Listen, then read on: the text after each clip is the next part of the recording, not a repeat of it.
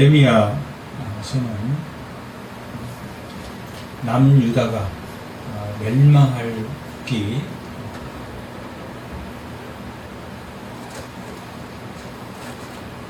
한 40년 전 정도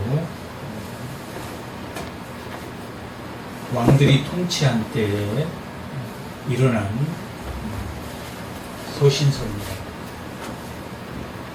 에레미야는 627년에서 574년 정도, 한 53년 정도 사역을 감당했습니다. 이 627년은 바벨론이 힘을 거의 강대국으로 자라나고 아수르 왕국이 약화됐던 때입니다. 이때는 또한 요시야 왕 13년째 에레미야가 하나님께 이 사역을 명받았는데, 요시야 왕 13년 때는 요시야 왕이 8세에 왕에 등극했으니까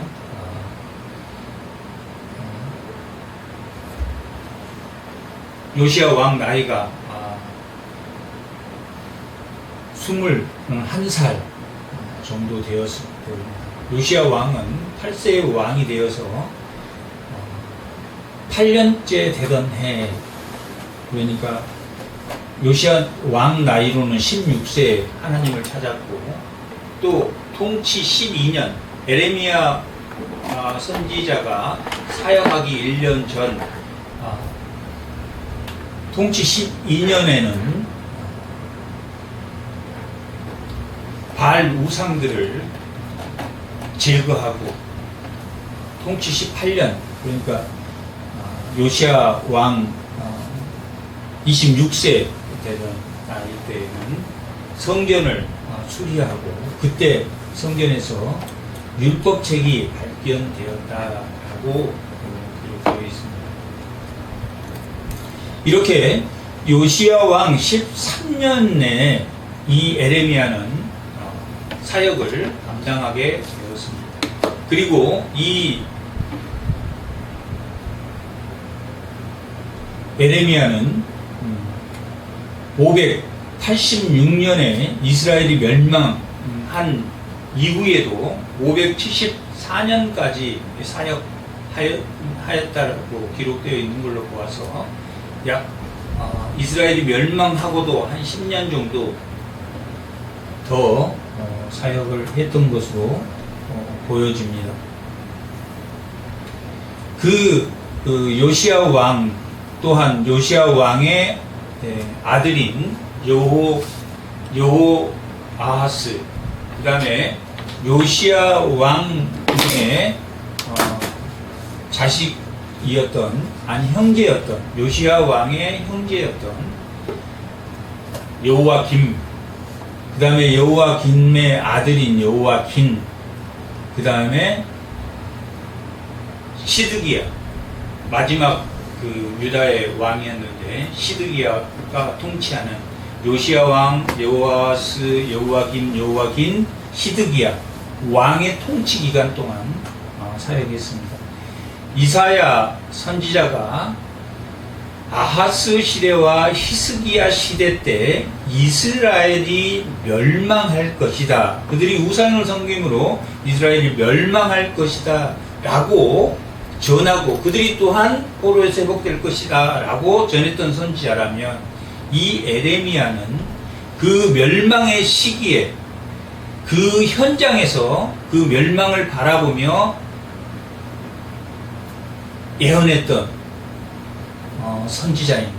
그러므로 이 에레미야 선지자는 특징이 뭐냐면, 이사야 선지자는 많은 사람이 따르기도 했고 또 찾기도 했지만, 이 에레미야 선지자의 특징은 아무도 그를 찾지 않았다. 왕들, 여호와김이나 시드기야나 왕들이나 백성이나 선지자나 제사장이나 모든 사람들이 에레미야를 싫어했다. 이사야는 히스기야 왕이 불러서 자기 병을 좀 나을 수 없겠는가 청하기도 했다. 그리고 많은 찾아서 또 묻기도 하고 또 가르쳐 주기도 한 이사야 선지자는 그런 선지자라면, 에레미야 선지자는 모든 사람으로 배격받고 모욕받고 또한 핍박을 받고 싫어했던 아주 애로운 선지자였습니다. 그리고 인내의 선지자였고, 우리가 흔히 에레미야를 눈물의 선지자라고 표현하는 것은 그가, 오늘 말씀의 제목이 슬프도소이다입니다. 슬프도소이다 라는 용어가 14장에도 또 4장에도 이렇게 중간중간 자신이 답답하고 슬프다라고 에레미야가 말하고 있는 것은, 이 슬프다 속에는 어떤 의미가 있냐면 자신이 애롭고 인내하며, 또한 그거보다 중요한 것은 에레미야가 그 시대가 멸망의 시대에 하나님의 말을 선포하니 모든 에레미야 입에서 나가는 것은 책망이고 징계고, 하나님의 징계고 심판. 너는 심판을 받을 것이다. 징계를 받을 것이다. 돌아와라. 너희들은 돌아와야 된다. 그리고 너희들이 돌아올 시기, 이제는 너희가 돌아올 회복의 시기가 이제 늦어버렸다. 1장에서 34장까지 두 개로 나누면 1장부터 34장까지가 33장까지가 이스라엘에게 심판하고 징계할 것이다.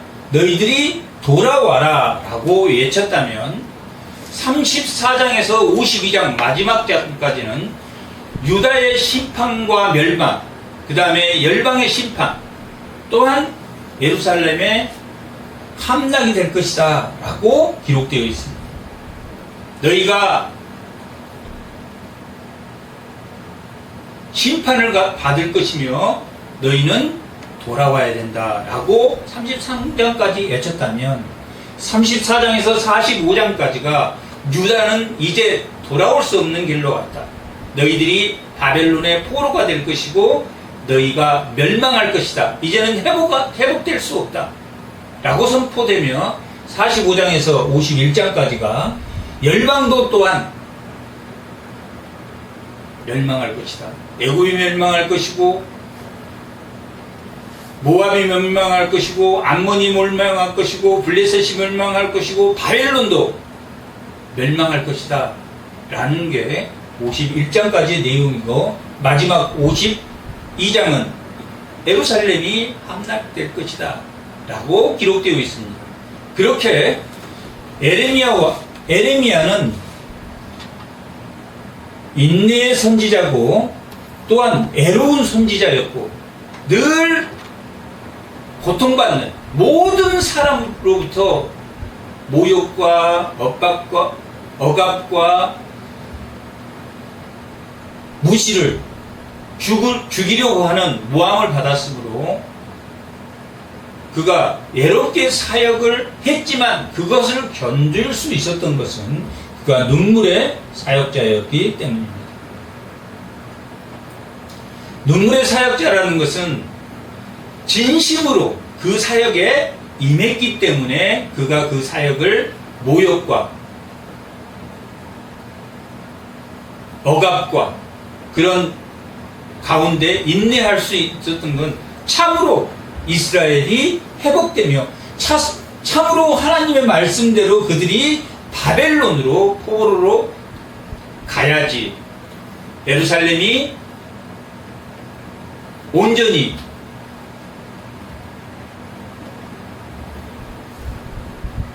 느부갓네살에 의해서 그 성전이 파괴되지 않고 그들이 70년 후에 다시 돌아올 것이다 라고 예언할 수 있었던 것은 그가 눈물의 선지자였기 때문에. 그는 이 에레미야서를 읽어보면 감정이 아주 풍부했고 정말 진심으로 유다 백성을 사랑했기 때문에, 이스라엘을 사랑했기 때문에 그가 이 사역을 감당할 수 있었구나 라고 볼 수 있습니다.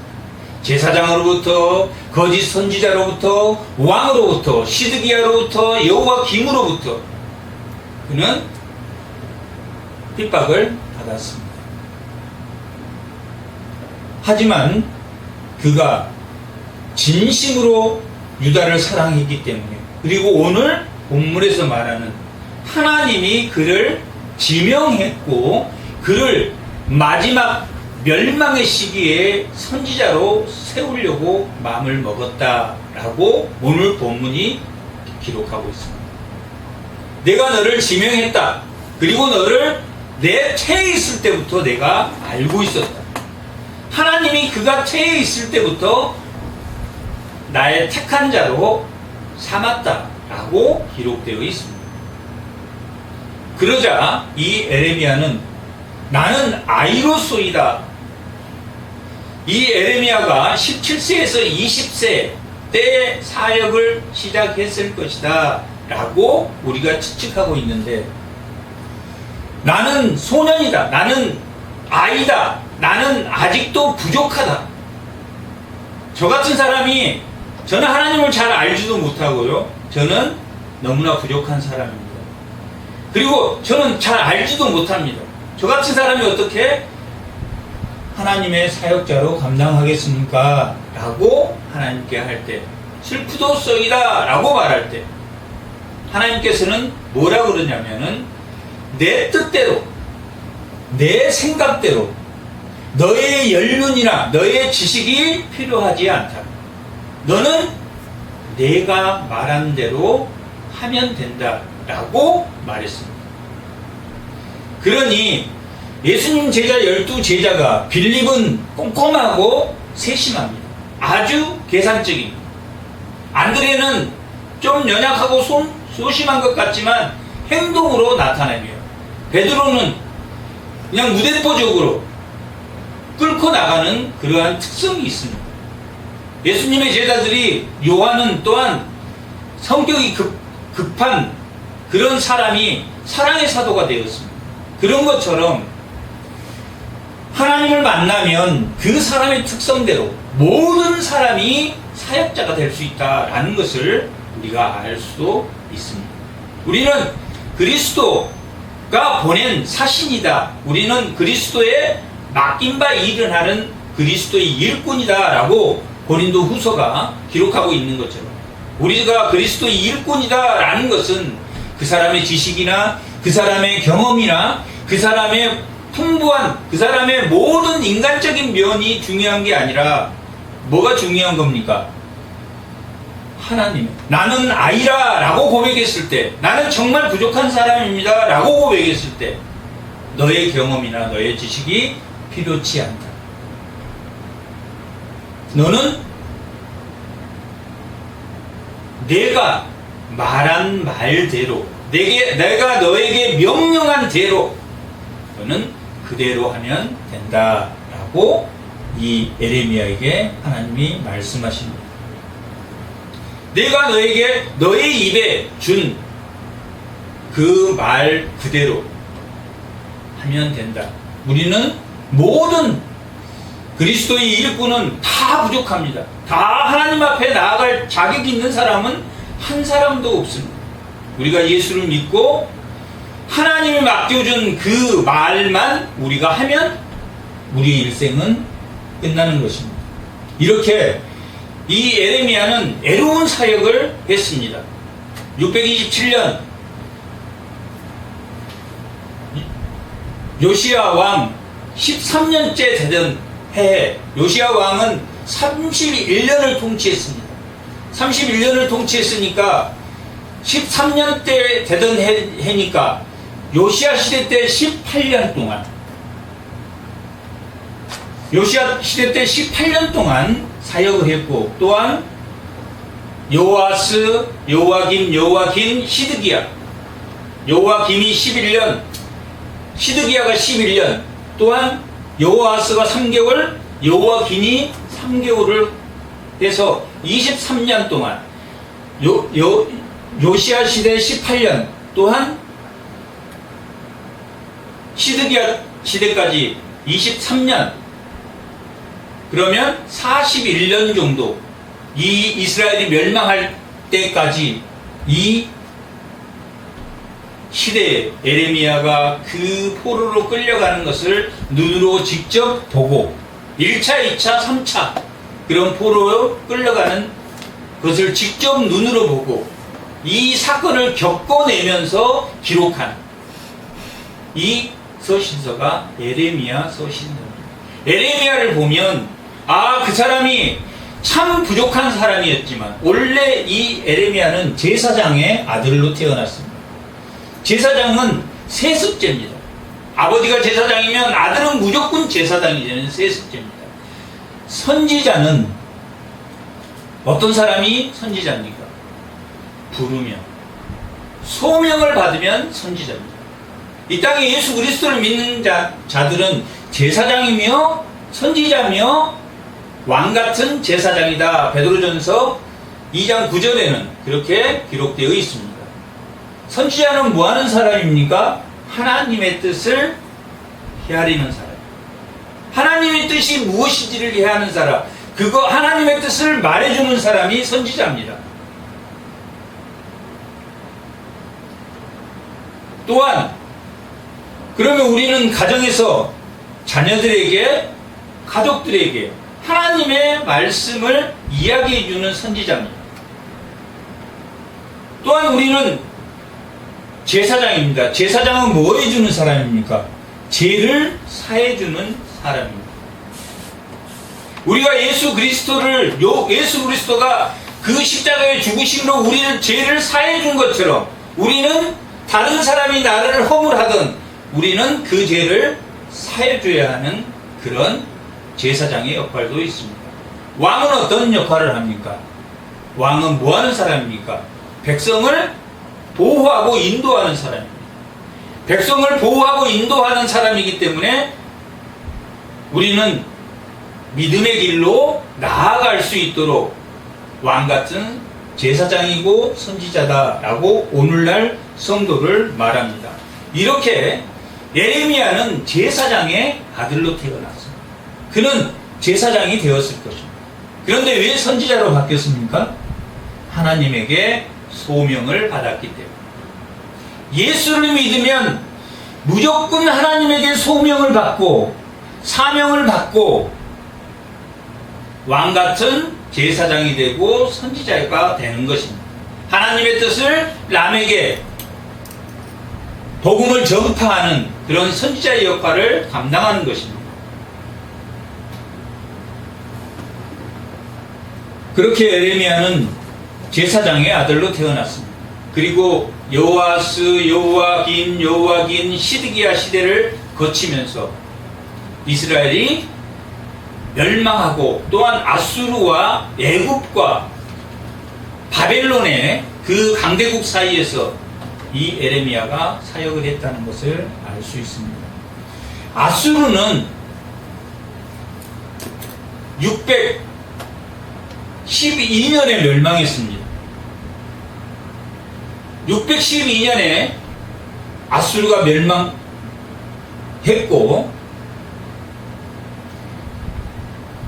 바벨론이 아수리의 니느웨가 멸망되었고 이 멸망의 시기가 612년으로 그렇게 기록되었습니다. 그리고 완전히 아수르가 다 그 잔당들까지 아수르가 잔당들이 남아서 애국과 함께 이 강대국 바벨론을 어떻게 한번 해볼까 그런 마음도 있었습니다. 그럴 때가 언제냐면 609년입니다. 그러니까 612년에서 3년 후에 애굽이 아수르를 도와서 바벨론을 치려고 할 때 이 요시야 왕이 그 애굽의 바로 루호를 막던 해에 609년에 완전히 아수르가 멸망한 해이기도 하고 또한 요시야 왕이 죽었던 해이기도 합니다. 그렇게 해서 4년 후에 605년 때 1차 포로로 아수르가 쳐들어와서 잡아갑니다. 그때가 요하스 시대입니다. 그 시대에 애굽에서 세워놨던, 애굽에서 여호와긴 대신 여호와스 대신 여호와김이라는 요시야의 형제였던 그 여호와김을 왕으로 애굽이 세웠습니다. 그러니까 바벨론이 605년에 쳐들어와서 이 여호와김을 어떻게 하려고 했겠습니까? 축출시키고 다른 사람을 왕으로 세우려고 했는데 여호와김이 제가 바벨론을 앞으로 주군으로 모시겠습니다. 그렇게 해서 모면되었습니다. 그래서 바벨론의 느부갓네살 왕이 여호와김을 그대로 살려두고 돌아갔습니다. 살려두고 돌아갔는데 여호와김이 배반을 했습니다. 배반을 하고 589년에 죽습니다. 그리고 자기의 아들 여호와김이 3개월 동안 왕이 됐는데 여호와김이 왕으로 세워졌습니다. 그때 바벨론이 598년에 바벨론이 다시 쳐들어옵니다. 왜 쳐들어왔겠습니까? 자기를 대신했으니까. 그때가 2차 침공입니다. 그리고 여호와김의 아들인 여호와김을 내리고 시드기야를 왕으로 세웠습니다. 그런데 시드기야가 바벨론이 세운 왕이었으니까 바벨론을 잘 받들다가 하나님의 징벌로 이스라엘은 바벨론의 포로로 잡혀가게 되어 있는데 시드기야가 배반을 했겠습니까? 안 했겠습니까? 배반을 했습니다. 여호와김이 배반을 하고 죽어버리고 여호와김이 왕이 됨으로 2차 침공을 했고 시드기야가 바벨론이 세워놓고 갔는데 그가 배반을 함으로 마지막 침공 586년에 침공했는데 그게 유다의 멸망입니다. 586년 제3번째 쳐들어왔을 때는 예루살렘을 완전히 함락시키는, 완전히 예루살렘이 끝나는 그러한 게 이 에레미야 52장으로 끝납니다. 예루살렘의 정복으로 이 586년에 3차 포로로 잡혀갑니다. 그러니까 이스라엘은 늘 바벨론이 아수르를 이긴 후에 애굽의 영향권에 애굽하고 바로 옆에 붙어 있었기 때문에 애굽의 영향권에서 그 영향을 휘둘리다가 바벨론을 따르지 않고 계속 애굽적으로 계속 돌아갔으므로 결국 1차, 2차, 3차가 다 애굽하고 연결되어서 그들이 멸망하게 되었습니다. 그런 시기에 에레미야가 사명을 받았고 그런 상황을 보면서 요시야 시대의 그런 상황을 보면서 태어난 것은 므낫세, 암몬 시대에, 므낫세 시대에 태어난 걸로 보여집니다. 왜냐하면 요시야 13년에 통치할 때니까.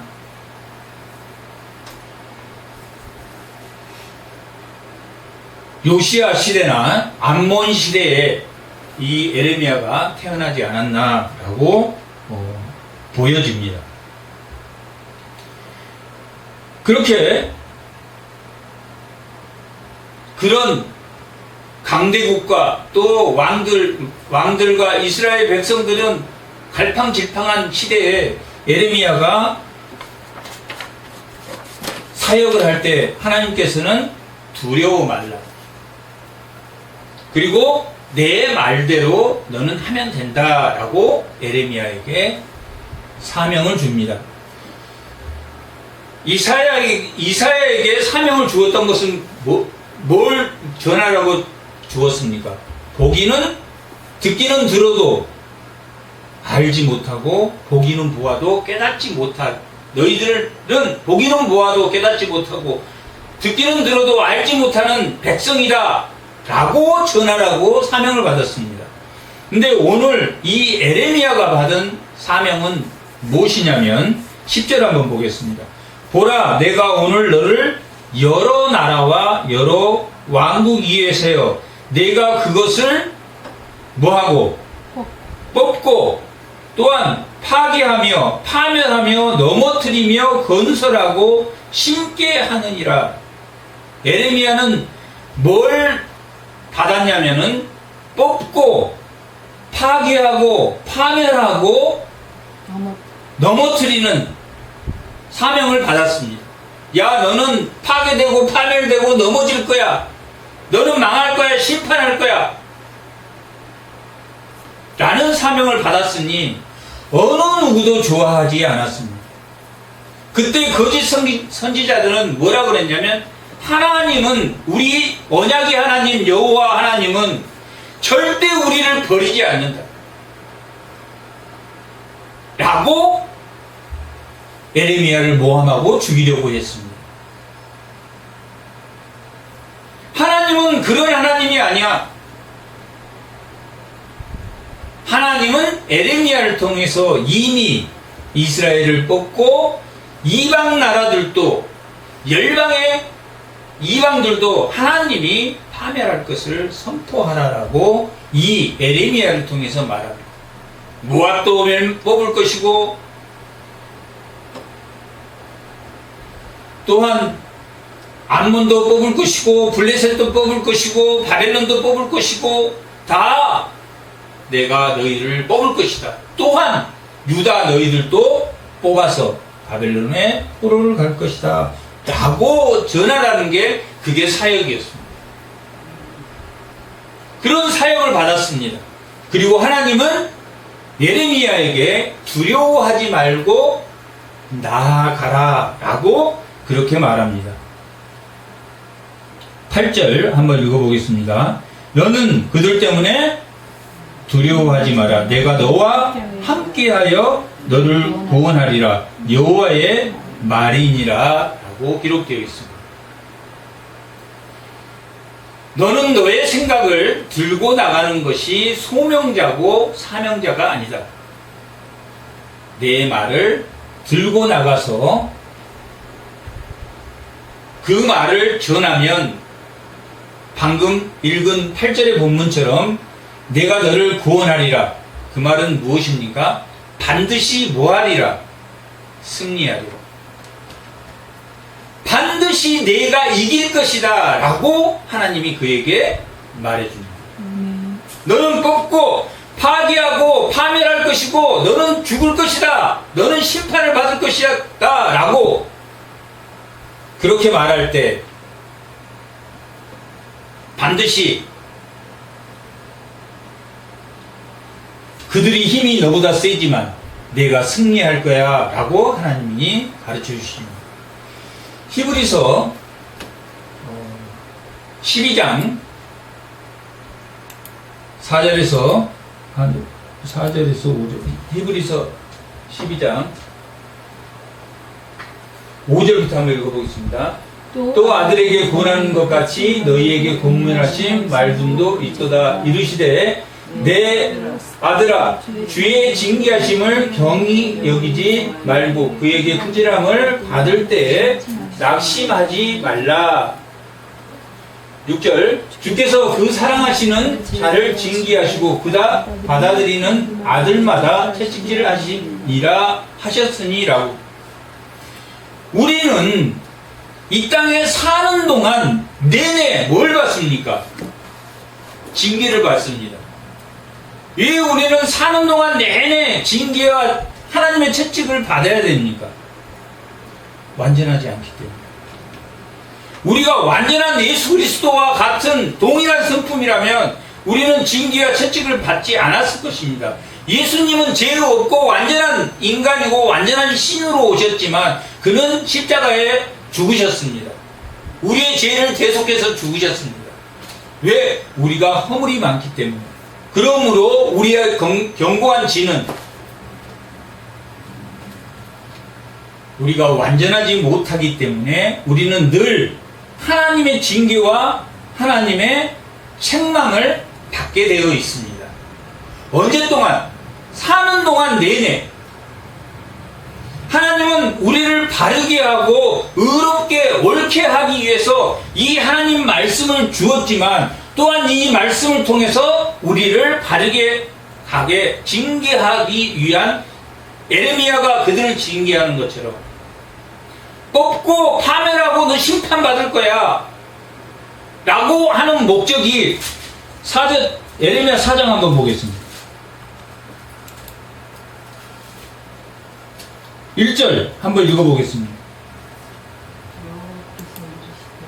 여호와께서 이스라엘아 내가 도려오거든 내게로 뭐라고 말했습니까? 돌아오라고. 계속 이스라엘 백성에게 돌아오라, 내게로 돌아오라 라고 말하고, 징계와 책망은 그들이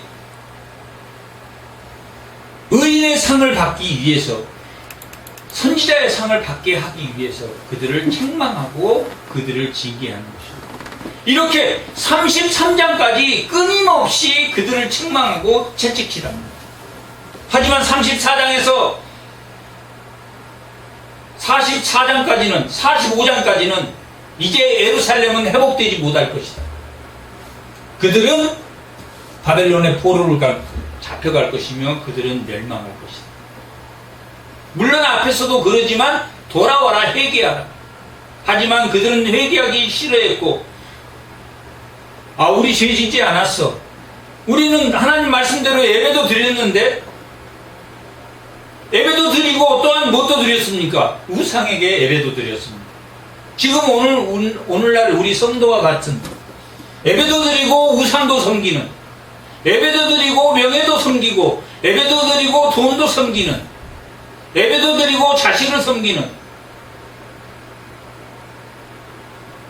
마치 에레미야를 읽어보면 오늘날 우리 현실과 너무나 닮았구나 하는 것을 알고 있는 거죠. 33장까지 줄곧 하나님이 새 언약을 주어서 너희를 회복시킬 것이다 라는 희망의 메시지를 준, 그리고 너희들이 돌아와야 된다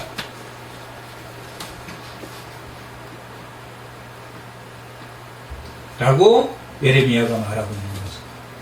하나님이 왜 한 번에 멸망시켜버려도 되는데 왜 뽑고 왜 파멸하고 왜 파괴하고 또한 너희를 넘어지게 하겠다, 순차적으로 그렇게 하나님 넘어지게 하려고 하겠습니까? 너 그러다 가면 넘어질 거야. 너 그러다가 다치면 손 깨질 거야. 그러다 너는 손 깨지고 눈도 다칠 거야. 하나님이 왜 그렇게 하겠습니까? 다리 다쳤을 때 돌아와, 손 다쳤을 때 돌아와라, 눈 다쳤을 때 돌아와라, 뽑을 때 돌아와라, 너희를 뽑으려고 할 때 돌아와라. 하나님의 메시지는 뭐가 목적입니까? 돌아오는 게 목적이기 때문입니다. 아멘. 그들을 마지막에 포로 70년 후에도 돌아오게 하시겠다고 했습니다. 그들은 바벨론의 포로를 잡혀가서 하나님이 얼마나 자신에게 소중한 존재였다는 것을 비로소 깨달았습니다. 그리고 고레스를 통해서 그들이 회복되었습니다. 그리고 영원한 회복인 새 언약으로 오신 하나님의 아들 예수 그리스도로 우리의 죄를 완전히 다 완전한 대속이 이루어졌습니다. 그리고 우리는 에레미야 선지자처럼 왕같은 제사장이요 하나님의 뜻을 전하는 자들이, 복음을 전하는 자들이 되었습니다. 그리스도의 일꾼이 되었습니다. 그런데 이러한 뽑고 파멸하고 파괴되고 넘어질 거다, 그리고 건설하고 너희가 심는 그런 역할을 하게 될 것, 그런 말을 전하는 사명자가 되었는데 하나님께서는 직접 그것을 실물로 보여주십니다. 그러니 요즘 학교에서 말하면 이론으로 배우고 실물로 보여주는. 그래서 하나님이 에레미야를 데리고 와서 너 살구나무가 보이느냐? 라고 물었습니다. 네, 살구나무가 보입니다. 살구나무는 봄에 가장 먼저 꽃이 피는 그러한 나무입니다. 살구나무는 샤케드라는 히브리어입니다. 그런데 쇼케드라는 하나님의 말씀이 지키시다 라는 뜻으로 쇼케드라는 뜻이 있습니다. 거의 발음이 비슷합니다. 살구나무는 반드시 봄에 뭐가 피입니까? 꽃이 반드시. 그런 것처럼 하나님의 말이 반드시 지켜지리라. 뭐가 지켜진다는 이야기입니까?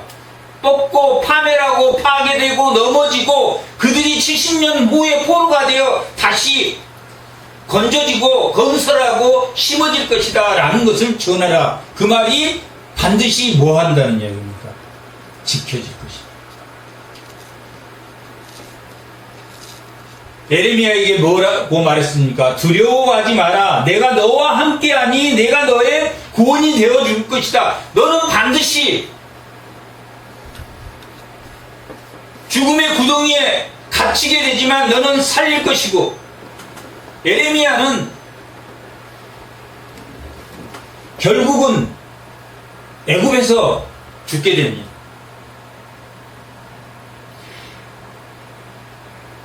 이 에레미야서를 쭉 읽어보면 이 사람이 좋은 사람, 이 사람은 좀 괜찮나?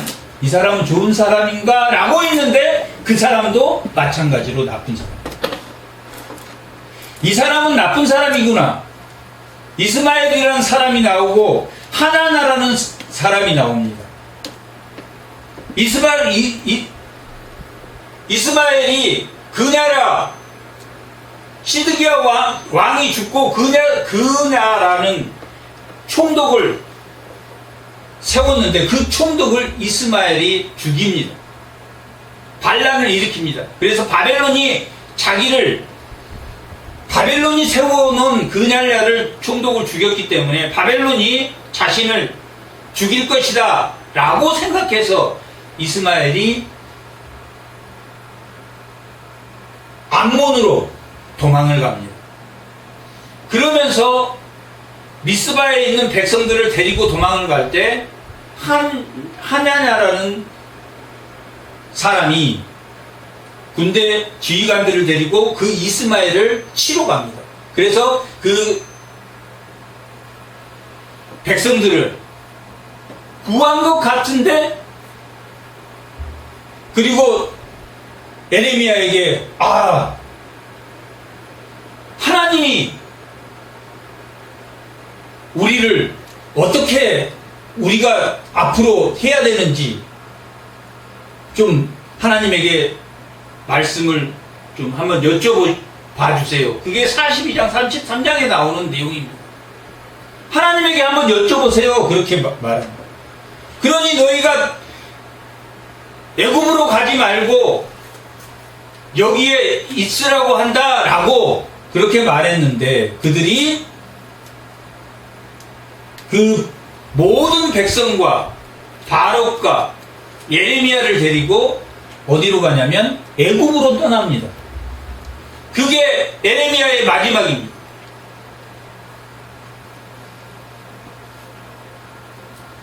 그리고 열방의 심판을 45장부터 열방의 심판을 받기 시작합니다. 44장부터 45장부터 51장까지가 열방의 심판입니다.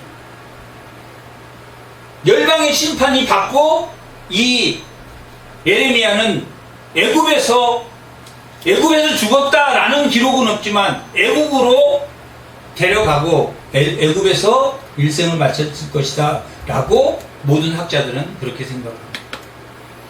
그렇게 모든 사람들에게 이 사람도 좋은 것 같은데, 그러니까 에레미야를 읽으면 이 사람이 이스마엘을 쳤으니까 좋은 사람인가?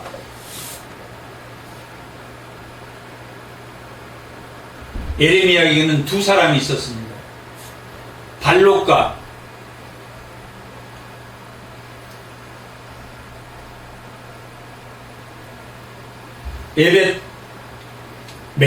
에벳멜렉이라는 그 에티오피아 내시 사람이 에레미야가 웅덩이에 갇혀서 죽을 지경에 있었을 때 구해냅니다. 왕에게 그것을 보고해서 구해냅니다. 그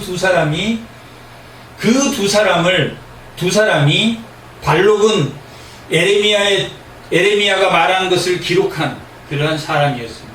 그 두 사람 외에는 모든 사람이 다 그렇게 대적을 했습니다. 그렇게 에레미야의 말은 반드시 되어진다는 이야기입니다. 지켜질 것이다. 그대로 될 것이다. 너희들이 바벨론에 멸망할 것이고 예루살렘이 함락될 것이고, 오늘 여기서 뭐라고 말했습니까? 뽑는데 누구 10절에 보면 내가 오늘 너를 여러 나라와 여러 왕국, 유다뿐만 아니라 열방의 나라들도 내가 멸망시킬 것이다. 그건 돌이킬 수 없는 일이다. 그 말이 살구나무를 보여주면서 봄이 오면 꽃이 피는 것처럼, 가장 먼저 봄이 오면 꽃이 피는 것처럼 그들은 바벨론에 잡혀갈 것이고 70년 후에 돌아올 것이다. 70년 후에 돌아올 것이라고 말했더니 거짓 선지자들은 뭐라고 말했습니까? 아니야, 2년이면 돌아와. 그렇게 대적했습니다. 그리고 하나님이 우리를 버릴 리가 없어. 그렇게 대적했습니다. 살구나무를 보여주었습니다. 반드시 뽑고 파괴하고 파멸되고 넘어질 것이다. 내가 너에게 선포하라고 말한 그 선포의 말이 반드시 승리될 것이며 그 말이 지켜질 것이다. 그리고 또 북방에 가마솥이 쏟아지는 것을 두 번째 보여줍니다. 뭐가 보이느냐? 북쪽으로부터 남쪽으로 가마솥이 기울어졌나이다 라고 에레미야가 대답했습니다. 내가 바벨론을 통해서 너희를 뽑고 파멸하고 파괴하고 넘어지게 할 것이다 라는 것을 보여주었습니다. 그리고 그 말이 반드시 지켜질 것이다 라는 것을 누구에게? 에레미야에게 보여주었습니다. 14절에 보면 여호와께서 내게 이르시되 재앙이 북방에서 일어나 이 모든 땅의 주민에게 부어지리라. 바벨론으로부터 왜 이스라엘의 북쪽, 바벨론은 어디에 있습니까? 동쪽에 있습니다.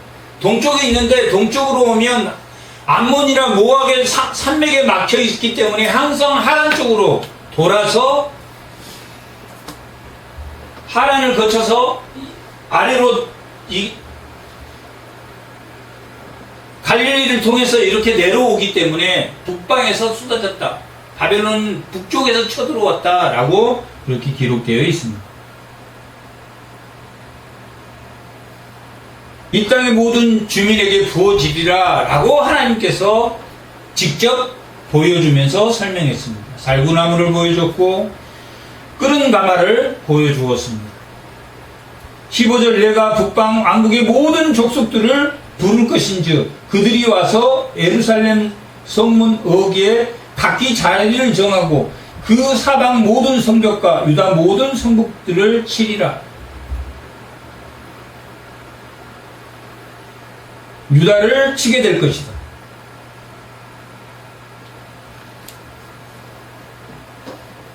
그 이유는 무리가 나를 버리고 다른 씨를 분양하며 자기 손으로 만든 것에 절하였는즉 내가 나의 심판을 그들에게 선고하여 그들의 모든 죄악을 뭐하리라 라고 기록되어 있으니까 징계하리라 라고 기록되어 있습니다.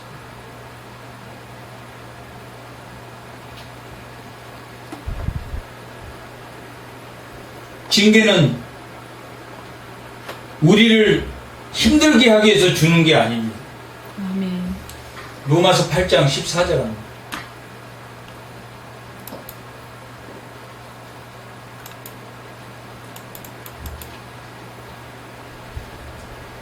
로마서 8장 14절.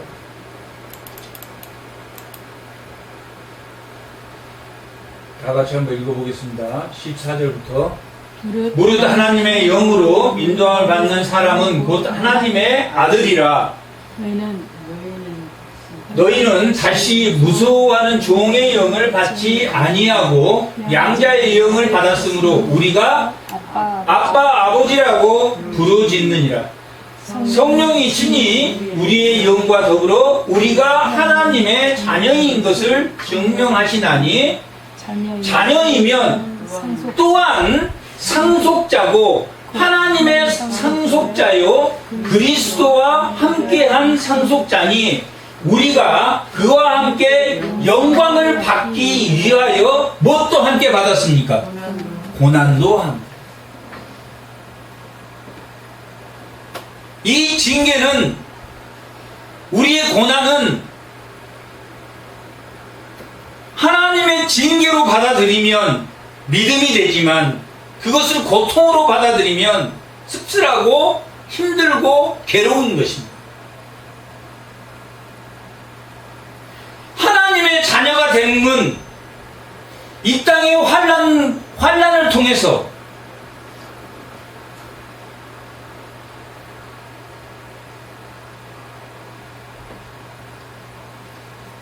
하나님의 뜻에 인내가 우리에게 있고 그 인내는 우리를 하나님의 소망의 나라로 인도한다 라고 로마서 5장은 기록하고 있습니다.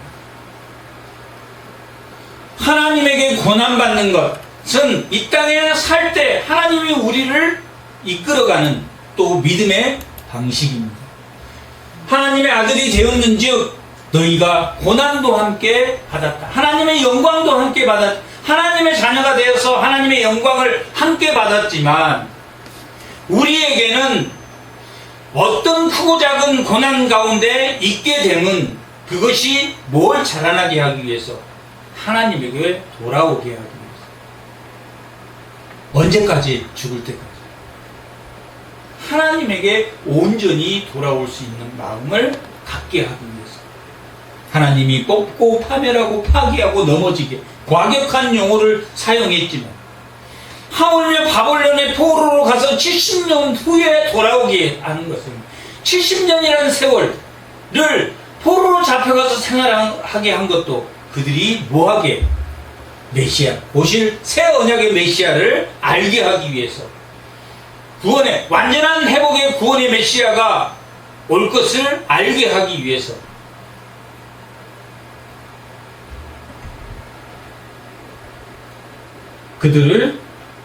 그들에게 살구나무와 또한 끓은 가마를 보여주시면서 그것은 나를 버리고 다른 신을 분향하여 내 손으로 만든 것 절하였는즉 내가 나의 심판을 그들에게 선고하며 그들의 모든 죄악을 징계하리라.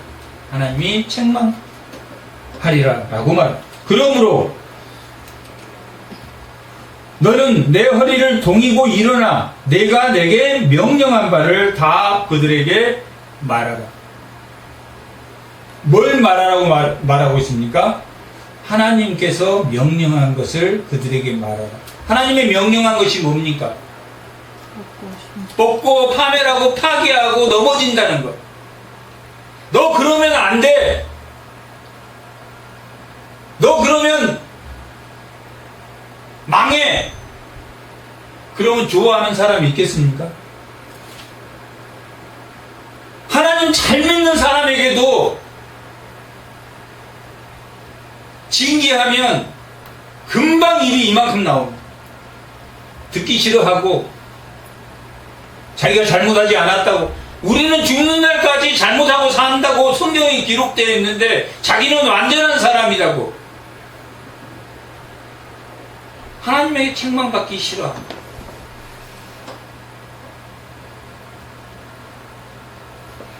그리스도인은 언제 하나님께 책망받습니까? 설교 시간에 받습니다. 설교 시간에 하나님의 뜻을 전하라고 설교 시간이 일주일에 한 번 주일이 만들어졌습니다. 그리고 또 언제 책망받습니까? 자기 스스로 성경을 읽을 때.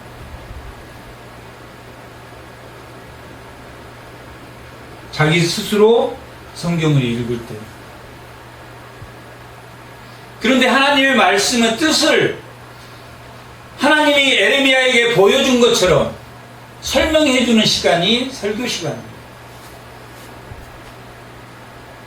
하나님의 말씀을 풀어주는 시간입니다. 자기 스스로 읽을 때 자기 경험으로 경험으로 읽으면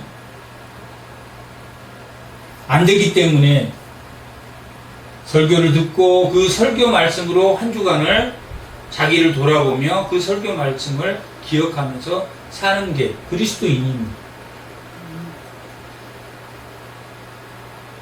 그렇게 하나님은 우리를 책망하며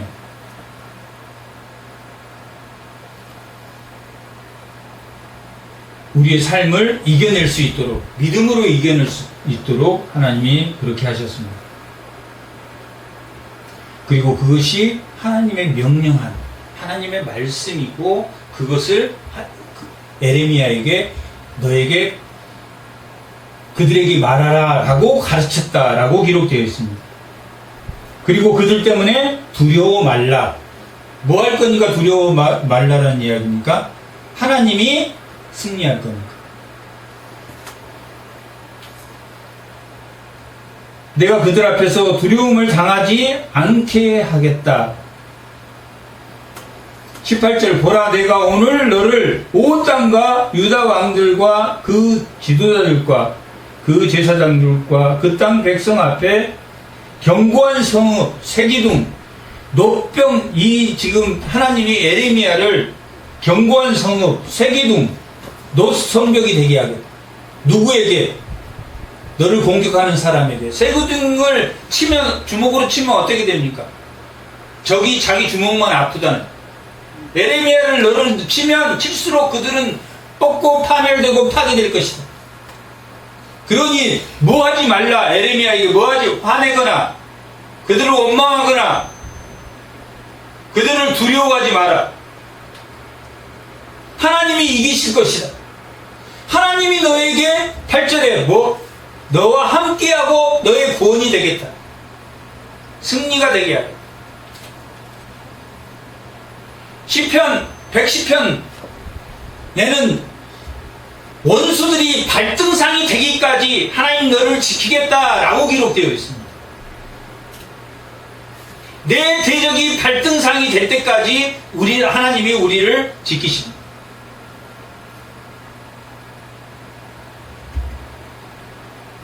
견고한 성읍 세기둥 노성벽이 되게 할 테니까 너를 때려도 구덩이에 쳐 넣어도 감옥에 쳐 넣어도 너를 너에게 욕하고 모함해도 인내해라. 그래서 에레미야를 인내의 선지자라고 하지만 그 인내는 어디에서 나왔습니까? 그의 사랑에서. 진실로 사랑하는 마음이 있었기 때문에 그러한 모욕을 받고도 뭐했다? 돌아오도록 그들에게 경고했다. 사랑이 없었다면 에레미야가 눈물의 선지자가 아니었다면 모함하고 그랬을 때 에이 그만두지 나 더 이상 힘들다. 너 다 포기할 거야. 더 이상은 못하겠어. 그랬을 것입니다. 하지만 그 마음에는 사람을 사랑하는 하나님의 백성을 사랑하는 그가 반드시 그들이 돌아올 것이라는 그리고 70년 후에 돌아와서 그들이 회복될 것이라는 그리고 새 언약에 예수 그리스도가 이 땅에 와서 완전한 하나님이 완성이 되는 그날이 올 것이라는 확신을 에레미야가 그 눈물의 감정에 선지자였기 때문에 그는 그렇게 해칠 수 있었습니다. 에레미야의 이 선지자는 이 52장 계속 구박만 말씀, 계속 여기가도 구박, 저기가 누구에게? 왕에게, 여호와김에게, 여호와 시드기야에게. 다 그들은 여호와김도 느부갓네살이 쳐들어왔을 때, 우리가 바벨론을 다시 섬기겠습니다. 그러고 돌아가자마자 또 배신했습니다. 그래서 바벨론이 다시 2차 침공해가지고 여호와긴을 폐위시키고 시드기야를 세웠는데, 시드기야도 또 애굽이 가까운지라 또 배반했습니다. 결국 세 번째 침공에 이스라엘은 멸망했습니다. 하나님의 말씀을 지키지 않았습니다. 예레미야가 뽑고 파멸되고 파괴되고 넘어질 것이라 라는 것이 현실적으로 52장에는 예루살렘이 함락되는 게 마지막 장입니다. 예레미야가 어떤 선지자인가? 이사야가 어떤 선지자인가?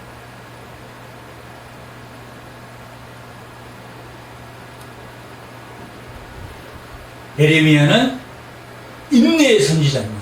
그 인내할 수 있던 그 바탕이 사랑이 있었기 때문에. 사랑은 고린도전서 13장에 나와 있는 사랑은 자기 유익을 구한다고 그랬습니까? 자기 유익을 굳지 않는다고 했습니까? 자기 유익을 굳지 않습니다. 자기 생각 잘 먹고 잘 사는 것을 구하지 않고 뭘 구합니까? 남의 유익을 구합니다. 내 가장 가까운 이웃을, 내 가족을 위하는 것이 하나님의 사랑.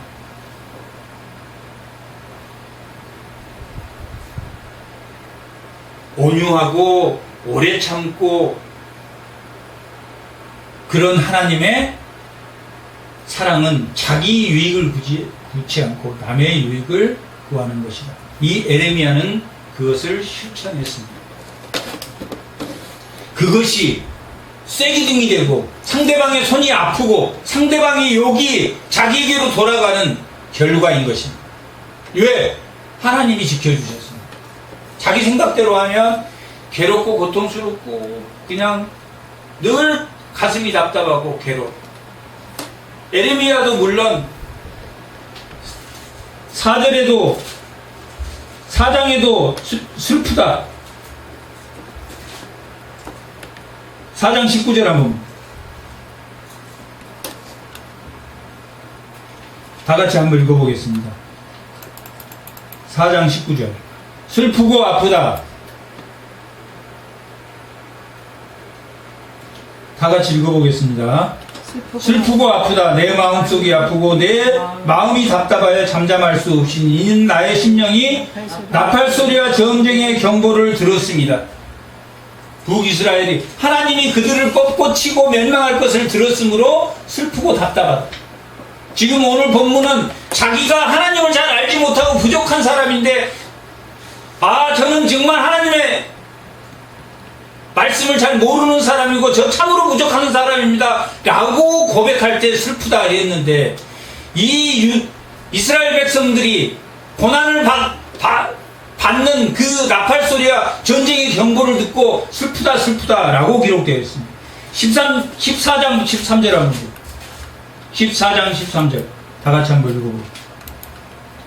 이에 4장 14장 13절 다 같이 한번 읽어보겠습니다. 이에 내가 말하되 슬프도소이다. 주 여호와의 보시옵소서. 선지자들이 그들에게 이르기를 너희가 칼을 보지 아니하겠고 기근은 너희에게 이르지 아니할 것이라. 내가 이곳에서 너희에게 확실한 평강을 주리라 하나이다. 여호와께서 내게 이르시되 선지자들이 내 이름으로 거짓 예언을 하는도다. 나는 그들에게 보내지 아니하였고 그들에게 명령하고도 이르지 않았다. 하나님이 그들에게 명령하지도 않았는데 선지자들은 뭐하다고 말하고 있습니까? 평화가 올 거야. 평강할 거야. 선지자들을 보니까 슬프고, 이스라엘 백성이 전쟁으로 파멸될 것을 보니 슬프고, 또한 자신이 부족해서 하나님의 사명을 감당할 수 없으니 슬프다고 했을 때, 그 입술에 하나님의 손의 능력이 그 입술을 대니 그가 하나님의 말씀대로 움직일 수 있는 사람이 되었다 라고 오늘 본문은 기록하고 있습니다. 에레미야 선지자는 어떤 선지자인가? 우리가 에레미야서를 읽을 때 에레미야 선지자는 어떤 선지자인가? 그 고통과 이스라엘이 멸망할 시기에 그것을 보고 살구나무를 본 것처럼, 하나님이 보여준 것처럼 직접 그 멸망을 보고 하나님의 말씀이 지켜지는 것을 직접 보고 경험한 그런 선지자예요. 멸망을 직접, 하나님의 말씀이 지켜지는 것을 직접 보는 선지자예요. 그가 어떻게 그거 하나님의 말씀을 그들에게 선포하면서도 그들이 모함하고 죽이고 가진 핍박을 다했지만 그걸 견딜 수 있었을까? 진심으로 사랑했기 때문에. 하나님의 사랑, 자기 유익을 굽지 않고 그들의 유익을 구하는, 하나님이 말한 대로 하나님의 말씀이 지켜질 거니까 끝까지 살아내며 뭐 했다는 이야기입니까? 평강을 유지했습니까? 유지하지 못했습니까? 슬프고 답답하긴 했지만 결국 자기가 그것을 뭐 했다? 이겨냈다. 에레미야 선지자는 그런 선지자입니다.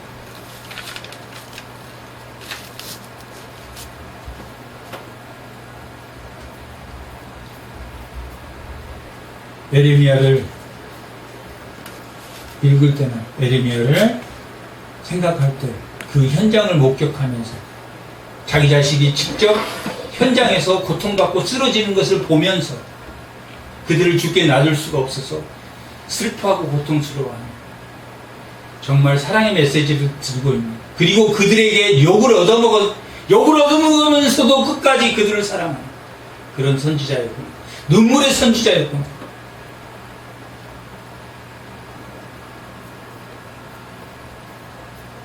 정말 우리 현실이, 또 내 삶이 하나님이 주신 그 말씀대로 살지 못한 것을 슬프도소이다 하는 우리 삶이 회복되는, 하나님의 말씀이 지켜질 것인가, 당당하고 두려워하지 않고 평강을 유지하며 온전히 끝까지 하나님 말씀을 전하는 그런 모든 성도들이 다 되시기 바랍니다. 잠깐 기도하겠습니다.